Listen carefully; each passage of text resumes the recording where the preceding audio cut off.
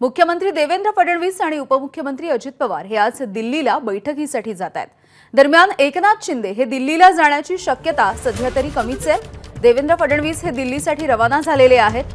दिल्लीमधल्या या बैठकीमध्ये खाते वाटपाच्या विषयी चर्चा होण्याची शक्यता आहे।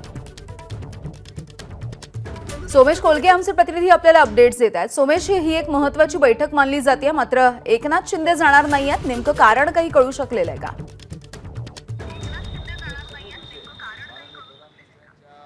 नक्कीच देवेंद्र फडणवीस हे दिल्लीमध्ये येत आहेत आणि अजित पवारही संध्याकाळपर्यंत दिल्लीत पोहोचणार अशा बातम्या आहेत। आता देवेंद्र फडणवीसांच्या वतीने दिल्लीमध्ये जे विविध संविधानिक पदावरील व्यक्ती आहेत, मग त्यामध्ये राष्ट्रपती असतील, त्यानंतर मग विशेषतः देशाचे पंतप्रधान नरेंद्र मोदी आहेत, केंद्रीय गृहमंत्री अमित शाह आहेत, यांच्यासोबत त्यांच्या भेटी होऊ शकतात।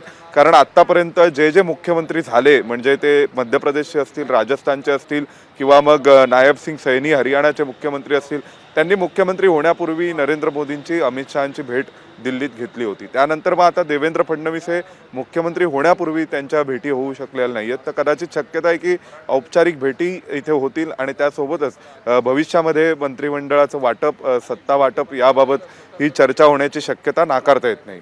अगदी धन्यवाद सोमेश या माहितीसाठी। एबीपी माझा, उघडा डोळे बघा नीट।